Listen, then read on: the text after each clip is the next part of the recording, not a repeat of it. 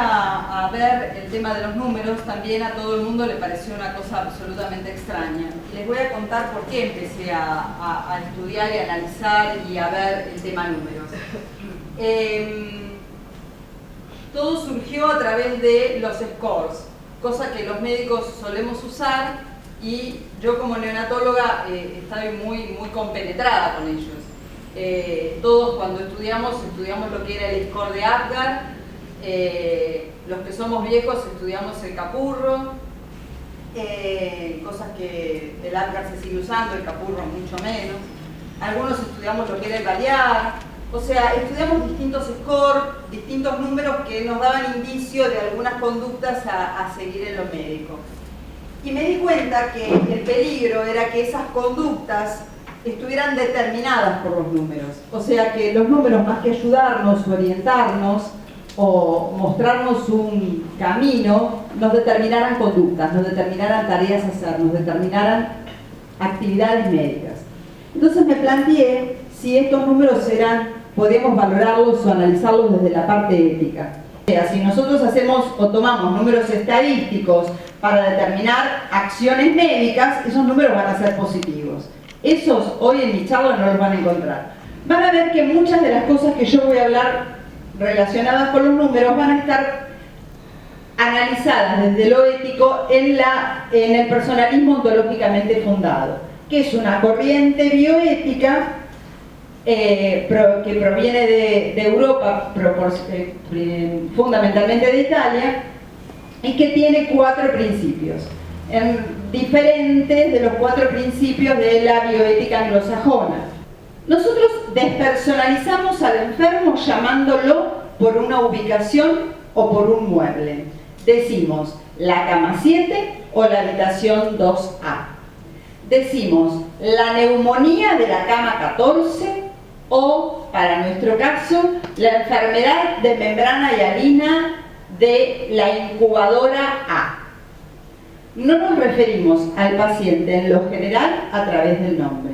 Es muy raro no es lo habitual, que el médico que hace medicina interna e internación en general hable de el paciente Jiménez que tiene una neumonía multifocal.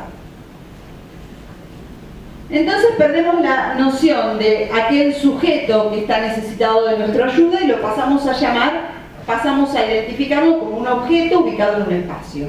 Las personas son seres complicados, complejos y misteriosos, que se mueven en un ámbito global y extenso. Tienen necesidades psicológicas, físicas, afectivas, ideas, sensaciones, sentimientos, compromisos, necesidades materiales.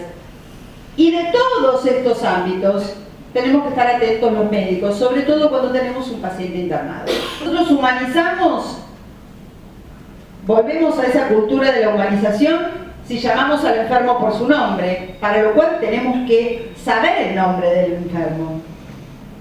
Si tratamos a la persona como persona y le ofrecemos lo que necesita, si nos ocupamos de todas esas áreas que decíamos antes que están contempladas en el cuidado, si obviamente ponemos las instituciones al servicio de los enfermos y no de los profesionales de la salud, si tratamos al enfermo como hijo de Dios, si somos cristianos o como hijo de quien sea creado por un ser superior, en el caso de que creamos en otra cosa. Si creemos o lo hacemos participar en grupos de oración para los cristianos o para los pastores o para los que sean. Y si nos permitimos, una cosa que los médicos no nos permitimos normalmente es el contacto físico con el otro. Los médicos no tocamos al paciente, salvo para ponerle el estetoscopio. Y como tenemos el estetoscopio por medio, el contacto directo con el enfermo no se da.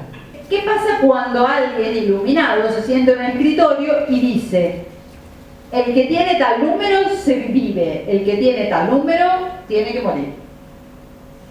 Eso es lo que sucede con este llamado score que yo voy a destruir en este momento, que se llama score de riesgo total. El score de riesgo total se usa en neonatología, tiene 6 elementos: el peso a nacer, la asfixia grave, la hipotermia, que el niño haya sido no atendido por un neonatólogo, que tenga apnea o bradicardiocianosis y tiene en cuenta la edad gestacional.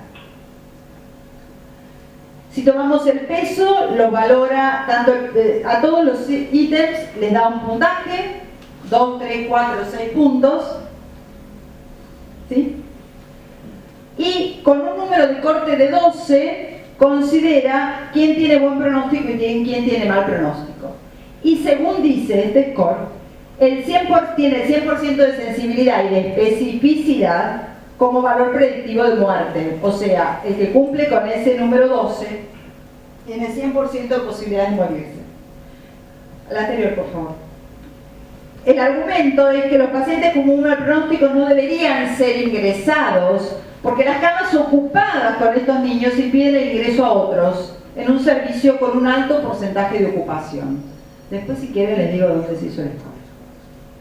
Sí. Algunos datos a tener en cuenta. La sobrevida de los recién nacidos entre 750 gramos y 1000 es del 81%. Y el score le daba un puntaje alto de predicción de muerte.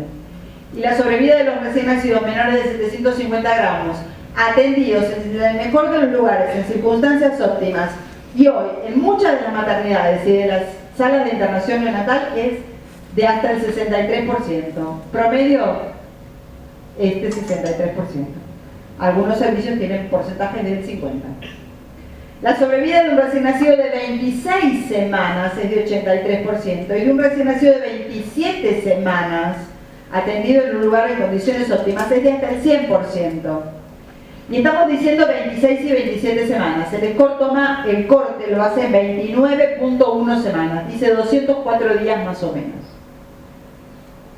De acuerdo al score, según su propia definición, con un valor predictivo de muerte de casi el 90%, quedarán excluidos del acceso a la cama de cuidados intensivos todo chico que tiene 13, 12 o más. Ellos consideran que se va a morir y deciden que se va a morir, y los que tienen 11 tienen derecho a que los asistan. Si nosotros tomamos un chico promedio de hoy de una unidad de cuidados intensivos, 750 gramos, con una edad gestacional de 28 semanas, que son comunes, y que no haya sido recibido por un neonatólogo, se va a morir. Cumple los 13 puntos. Se considera a las personas de edad avanzada menos productivas, más vulnerables a las enfermedades y lesiones, dotadas de menor curiosidad intelectual y opuestos al cambio, y la sociedad evita esto es una paradoja, evita el envejecimiento, pero no sabemos qué hacer con esas personas mayores. O sea, una vez llegadas a determinado punto, la sociedad las excluye y no sabe qué hacer con ellas. Una persona tiene X cantidad de días de internación por traumatología una vez que se afilió a un sistema de salud X prepago, ¿sí? La internación por cirugía es de 10 días, 15 días, y si excede esos días, tiene que arreglarse como puede. No valoramos a la obesidad como enfermedad. Y acá existe, y todos me podrán decir, existen dos leyes, una la ley de obesidad y la otra la ley de talles. Ninguna de las dos están reglamentadas, ninguna de las dos se cumplen. La vida de todos, valiosa en sí misma, debe ser defendida y valorada como tal, sabiendo que Dios nos creó para ser felices, vivir en comunidad y llegar a la vida plena, felicidad, cercanía, el nombre que le quieran poner, que alguien nos tiene preparado. Preguntas, gracias. La realidad material es inentendible sin lo numérico. Es decir, lo numérico no es más que la forma en que nuestra mente aborda una realidad cuya principal característica es la de estar dividida en cantidades. Y es la cantidad lo que permite, lo que hace, lo que nos obliga a enumerar y después a pesar y medir. La medicina nunca pudo desentenderse de las matemáticas. La verdad que es un fenómeno, no podemos entender el desafío a la sociedad si no es de un punto de vista cuantitativo. Porque el aspecto cualitativo, nosotros no podemos no aprenderlo desde lo individual. A partir del momento en que nosotros, y lo individual no nos interpela a nosotros definitivamente como sociedad. Esa enumeración de cosas, la ciencia moderna, por ser hija de las matemáticas, lo ha enumerado estadísticamente. La estadística no es más que un recurso que tiene la razón para entender fenómenos que se repiten. no para entender lo singular. Si uno hoy en día va a un jardín de infantes en Japón, Francia, Alemania o incluso España, la mitad de esos chicos va a festejar el año nuevo del año 2100. Imagínense qué perspectiva numérica, ¿no? La mitad de los chicos que hoy en día tienen 4 o 5 años que están en un jardín de infantes de un país europeo de primera línea van a festejar el año nuevo 2100. Si ese chico nació en el conurbano bonaerense, su esperanza de vida es de 65 años, 35 años menos. Si una persona cumplió 40 años y vive en la Argentina, su expectativa de vida es la mitad de si esa persona vive en un país desarrollado. La mortalidad infantil, por ejemplo, en la Argentina es interesante, es 4 veces más alta que la de Francia, pero es 4 veces más alta que la de Francia desde hace 80 años. Siempre fue 4 veces más alta que la de Francia. Y todo indica que va a seguir siendo 4 veces más alta que la de Francia, aunque se vaya reduciendo.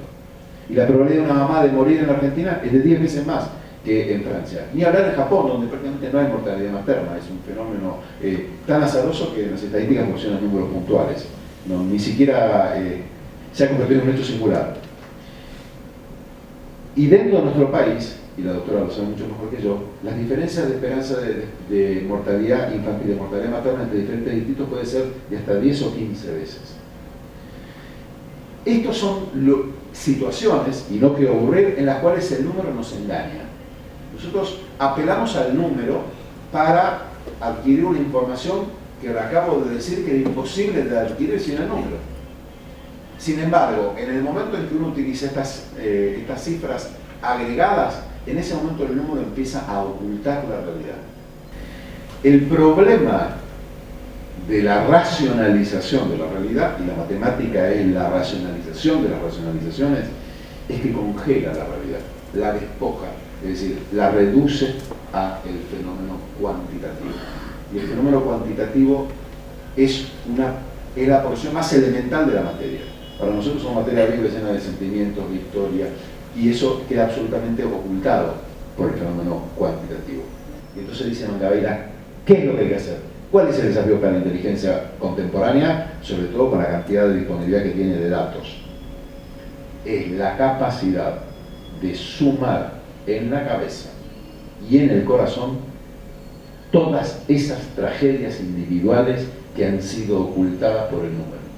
Lo que sí hay que hacer es tratar de imaginar un poco todas esas tragedias personales e individuales de esas personas cuyo futuro fue cegado por el fracaso de la sociedad, y ahí uno automáticamente materializa en su cabeza y en su corazón esa tragedia que fue ocultada por el número engañoso en su verdadera y genuina dimensión. Yo creo que esto es un ejercicio verdaderamente, como decían los antiguos, ascético. O sea, hay que practicarlo. No viene solo, no viene espontáneamente. Y se resiste a querer forzar un sentimiento que no nos sale. Porque yo no me puedo imaginar 120.000 personas muertas apiladas en un lugar. Lo hago y es una fantasía de las películas, es ridícula. Y sin embargo eso ocurre todos los días. Bueno, ahí creo que está el secreto del humanismo. Poder descubrir y asociar en la cabeza y en el corazón esa sumatoria de tragedias individuales, y a uno va a entender por qué Jesús lloró en Getsemaní, porque el mundo es un desastre. Bueno, no quiero ser pesimista, pero me parece que es realista y a partir de ahí construir. Gracias. Si uno se pone a pensar todos los movimientos y las acciones que nos han regido en las últimas décadas, es a través de las estadísticas. Los trabajos científicos y sus estadísticas nos han guiado a qué hacer con cada enfermedad o con cual o tal droga.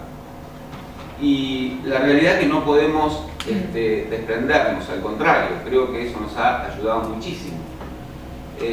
Pero por otro lado, como decía el doctor y la doctora, la deshumanización y la despersonalización de la medicina son un hecho, y a veces cuando nosotros hablamos del porcentaje, para una madre el 1% si le toca a su hijo es el 100% o para cualquier cosa, y realmente no tenemos respuesta para eso.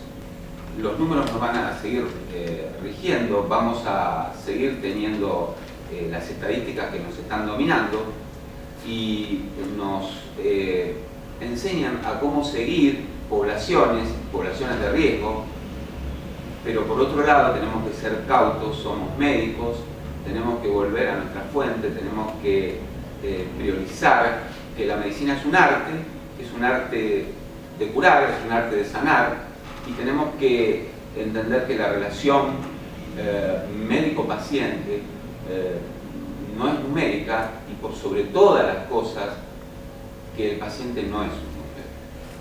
En el caso del tabaco, en cambio de decir, bueno, hay 40.000 muertes anuales, es decir, mueren cada año 40.000 sandros, que fue un caso paradigmático, o hace muy poco también el caso de la actriz Norma Pons, ahora la internación de Cacho Castaña, todas personas que sufren enfermedad, por ejemplo enfisema, a causa del cigarrillo, muchas veces contando esas pequeñas historias de vida, es mucho más fuerte, tiene mucho más impacto que el número que a veces es frío en la noticia y que no representa la historia que está detrás.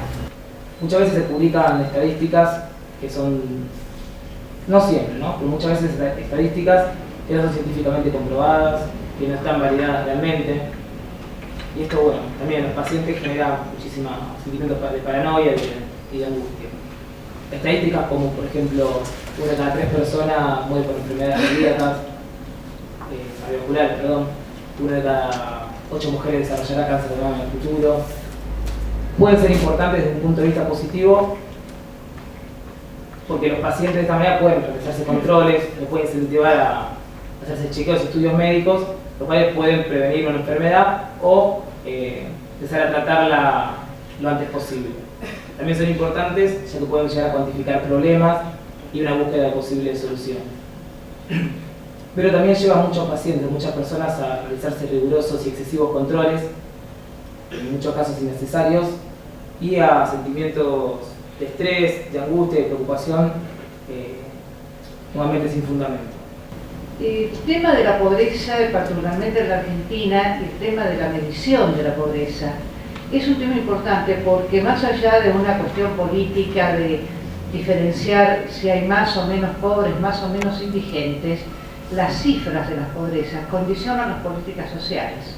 Las políticas sociales condicionan las posibilidades de acceso a determinados servicios y a determinados beneficios de la gente.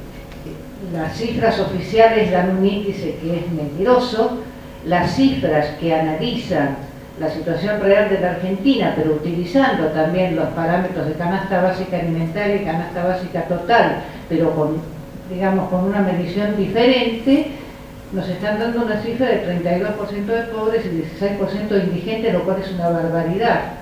Pero yo considero que si se tomaran en cuenta todos estos parámetros de necesidades básicas insatisfechas, la cifra sería mayor todavía. Y llegaríamos, como lo está planteando la Universidad Católica en un estudio muy serio que ha hecho, a que prácticamente en este momento la mitad de la población del país está debajo de la línea de pobreza. Que más allá de las cuestiones cotidianas, si lo llevamos a la salud, significa que además de ser pobres, se van a morir por ser pobres. Que les agradecemos mucho y volvemos a repetir una cosa.